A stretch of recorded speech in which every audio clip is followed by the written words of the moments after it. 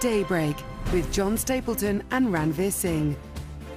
A very good morning to you. Welcome to the programme. It's 6 o'clock on Friday, the 25th of April. The top story this morning, an investigation is underway after offensive comments about the Hillsborough disaster are posted online from government computers. Disgraceful is how campaigners describe it as the Cabinet Office makes urgent inquiries into these claims. As the White House and the Kremlin continue to trade diplomatic blows, ongoing violence in Ukraine sparks fears the country could be on the brink of war. Also on the programme, World Cup players in a doping pilot. We'll have the latest on the new drug test that it's hoped will clean up sport for good. The Duke and Duchess of Cambridge and, of course, Prince George say farewell to Australia after arguably the most relaxed royal tour ever.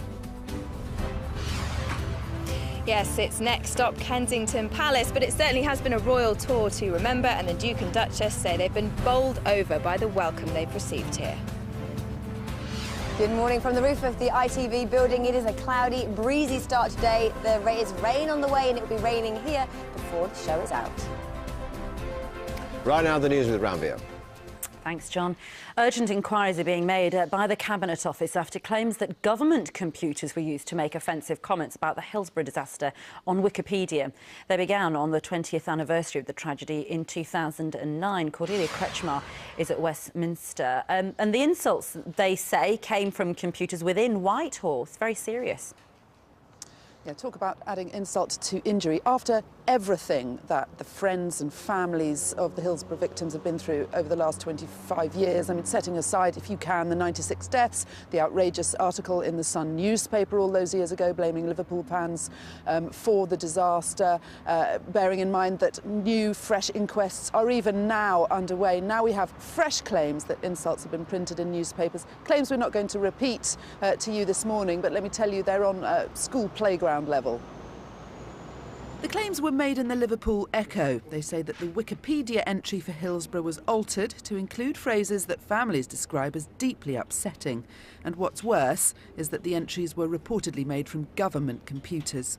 A spokeswoman for the Cabinet Office has thanked the paper for bringing this to their attention. They say they're treating it with the utmost seriousness and are making urgent inquiries. Campaigners say it's very saddening that the changes have come from within government. All this comes as new inquests are being held into the deaths of 96 football fans crushed to death during the 1989 FA Cup semi-final at Hillsborough. They were ordered after new evidence meant the original verdicts didn't stand. 25 years on, and today, fresh hurt for Liverpool fans and the families of those who died at Hillsborough. A mother will appear in court today charged with murdering 3 of her children. Tanya Clarence is accused of killing her 3-year-old twin boys and 4-year-old daughter. Their bodies were found at home in southwest London. Post-mortem examinations are being carried out. The US Secretary of State, John Kerry, accused Russia of stoking instability and violence in eastern Ukraine. He said unless Moscow took immediate steps to de-escalate the crisis, Washington would have no choice but to impose additional sanctions. The window to change course is closing. President Putin and Russia face a choice. If Russia chooses the path of de-escalation, the international community, all of us, will welcome it. If Russia does not, the world will make sure that the costs for Russia will only grow. The Duke and Duchess of Cambridge are on their way home after ending their tour of Australia and New Zealand. Earlier, they attended services to mark Anzac Day, when both countries honour their war dead. Louisa James is in Canberra for one last day, and Louisa, their day began at dawn. Yes, it was never on their official agenda. In fact, the Duke and Duchess only decided to go to this service very early this morning. Apparently, they requested specifically to be invited because they had heard how moving this event was. And it also appears to be an acknowledgement of just how special and significant this day is for so many here in Australia and also in New Zealand. And this day here is being seen by many as a very fitting end to what has been a very successful royal tour. A last royal wave before the door closes on the 3-week frenzy of this royal tour. But the day had begun with a quiet moment before dawn. The Duke and Duchess made an unannounced appearance at an early service to mark this National Day of Remembrance. And they returned to Canberra's War Memorial to join a crowd of 35,000 for the main Anzac Day ceremony, one of the biggest events in Australia and New Zealand's national calendars.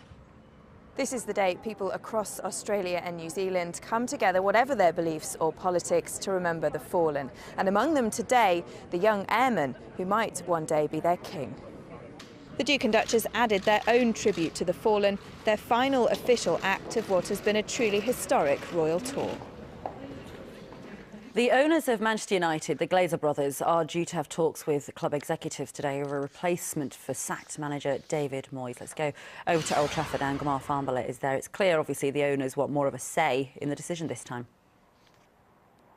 Yes, that's absolutely right. When you've been talking to Manchester United fans like I've been over the last couple of days, you do get a sense from them that perhaps Alex Ferguson had a bit too much of a say in deciding who his successor will be. So the Glazers will be here later on. They'll be talking to the senior echelons here at Old Trafford, and they'll be discussing where next to go. They'll be trying to get all their main targets, who I believe is Louis van Gaal, who is a manager of the Dutch national side. Now, Manchester United, they're out of the Champions League this season. They're out of the Champions League next season. That has huge financial implications for this club that is under pressure. These are the scenes everyone involved at Old Trafford wants to see return, the Manchester United manager holding silverware high. And after the turbulent tenure of David Moyes, the club today steps up the search for the next great managerial hope. The candidates include Louis van Gaal, the Dutch national team boss. He's told friends he's keen on the job. Borussia Dortmund coach Jurgen Klopp, although he's distanced himself from the job this week. And Ryan Giggs, who's in a caretaker role. A lack of managerial experience will count against him. It's understood the Glazers want more of a hands-on approach to choosing the new manager, and as the speculation continues, the fans have their own individual views. It's just been terrible, not only the fact that we're not getting the results, but just the fact that we're also not playing good football. I'm saying Giggs a lot, mate, because I think he deserves a chance. Van Gaal's a realistic one, but only for like a short term, like 2 or 3 years. It's not all bad for David Moyes. He may be out of a job, but his 10 months in charge is thought to have netted him as much as £7 million. And to give us some perspective on sport, a teenager with terminal cancer has smashed his fundraising target and raised more than £2 million for charity. Stephen Sutton's campaign to raise money for the Teenage Cancer Trust has been backed by a host of celebrities. Comedian Jason Manford said the 19-year-old's achievement was incredible. I mean, congratulate him here too. Let's get the weather. Laura's on the top of the building again. Yes, I am. And I tell you, every single morning this week, we've had a completely different scene behind me. This one we're greeted by is very cloudy. The wind will pick up later and there is rain on the way. Rain will spread right across the country today. For many of us, it's really just the far north and the very far west that will stay dry. And at the moment, the rain is just sitting into the near continent, into France. It's creeping its way across the channel. It will spill with it some heavy downpours, some thunderstorms later on. And through eastern areas, we see our weather front that we've had over the last couple of days returning. So eastern areas of England and Scotland turning increasingly cloudy and damp through the day. England and Wales see this band of rain moving through during the morning. It arrives in Scotland by this afternoon. Heavy downpours here. Western areas will see a slither of sunshine, and here is where we've got the best weather today. All right, lovely. Thanks very much. Let's take a look at the morning papers, shall we? The most interesting political story of the day are remarks by Nick Clegg saying the Queen should lose her constitutional role as head of the Church of England. It'll be very interesting to see how that plays in certain parts of the country, like the home counties, for example, where those values are held dear, I suspect. Front page of The Guardian, Putin warning as Ukraine's troops hit back. 40,000 Russian troops said to be on the border of Ukraine. Mr. Putin less than happy that 5 pro-Russian people were allegedly killed, were killed yesterday, although there's a dispute about the numbers. Yeah, on the front of the Eye, crime lowest level for 33 years. They're saying that theft, criminal damage and robbery are all down. There's a caveat here, though, because internet fraud has gone up, like sharp rise in that, which suggests why other kinds of crime maybe have gone. Yeah. And also sexual assault has gone up. And they're saying it's partly linked to the Jimmy Savile case, which has encouraged more people to come forward. On the front of the Express, they say coffee helps carbs beat diabetes. This is a study from Harvard School of Public Health. They say 3 cups of coffee a day can slash your risk of having diabetes, type 2 diabetes. But they never say why in this article. They say it's not the caffeine, it could be the antioxidants, but I want to know what it is in the coffee, but they don't explain it. That should be all clear. Yes. About 6 or 7 a day. Yeah, I know, yes. They go through the sibling, but there you go. Georgie, good morning to you. How are you? Good morning. What's on the back pages of the sports pages. Well, they're interesting actually because what I would have suspected in the discharge of David Moyes earlier this week, it's the Sun today report that Sir Alex Ferguson was adamantly against sacking Moyes. I'm still actually surprised he's been sacked, not because of the results or anything like that, because that is sacking form, but actually because Manchester United said we're a club that won't sack. We will give him time and patience, and then they didn't. They just became like every other club and sacked when they decided that it wasn't for them. Ferguson, apparently, according to the back page of the Mirror today, probably not with a landline phone. He probably used a mobile, but apparently I might call that a library shot. A stock shot, yeah. Apparently, he interrupted Ryan Giggs' first training session with a phone call to say good luck. I'm pretty sure he was probably down there actually at Carrington for Giggs' first training session. Of course, Liverpool up against Chelsea this weekend. Big game of the weekend, really, in terms of the title race. You'll be keeping a close eye on that as a City. Don't start him. Don't start. Okay. Don't let Luis Suarez has said they are surprised and delighted at Liverpool that they have had the season they have had. Of course, they're in pole position for the title race this season, and what an achievement that would be, by the way. It would indeed. We'll talk to you later, Georgie. Thanks very much for being here. Right now, coming up on the show, the Duke and Duchess of Cambridge have finished their tour of Australia, where they're live. That's after the latest news, weather and travel where you are.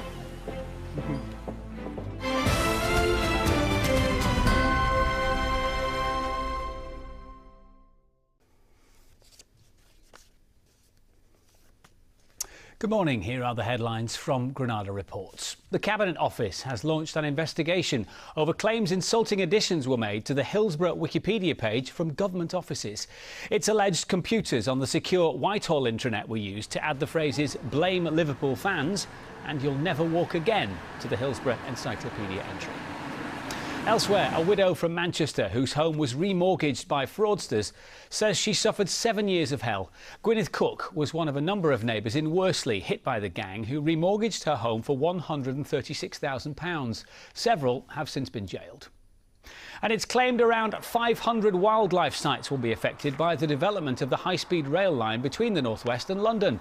The wildlife trusts want natural areas to be created along the route to protect the countryside. And Manchester United are gearing up for their first game since the sacking of David Moyes. Ryan Giggs will face the press today ahead of tomorrow's clash with Norwich. Meanwhile, Everton, of course, will face Southampton. Now let's find out what the weather has in store for us today. Here's Joe. A sunny outlook. Holidays at Ribby Hall Village. Sponsors of ITV Daybreak Regional Weather. Hello, good morning. Some nice sunny spells for western fringes at first today.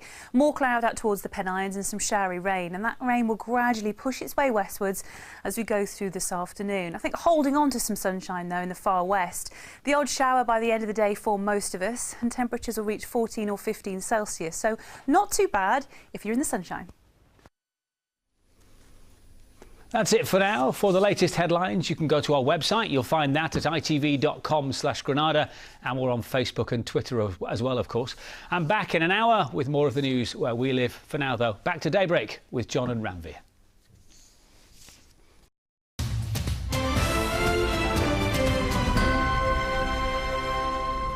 Welcome back.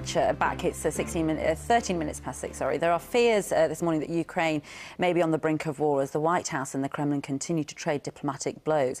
There's been ongoing violence in the east of the country as both Russian and US troops amass on the borders. The first 2 waves of soldiers landed in Poland and Latvia, and more, we're told, will follow soon. It comes as the US Secretary of State John Kerry says the world is united behind the Ukraine and it will act if Russia doesn't back down and remove forces from the eastern border of the country. Joining us now is Andy Hundo, who is the director of the Ukraine Institute. Good morning to you. it's no longer just posturing, is it, this? It feels very serious. Are we on the brink of a war here, in your opinion? I think we're hours, possibly days away of further sort of increased military intervention. What we're seeing is the troops, Russian troops on Ukraine's border, possibly up to 40,000. They've started military exercises. We're seeing the NATO troops coming into Poland, to Latvia,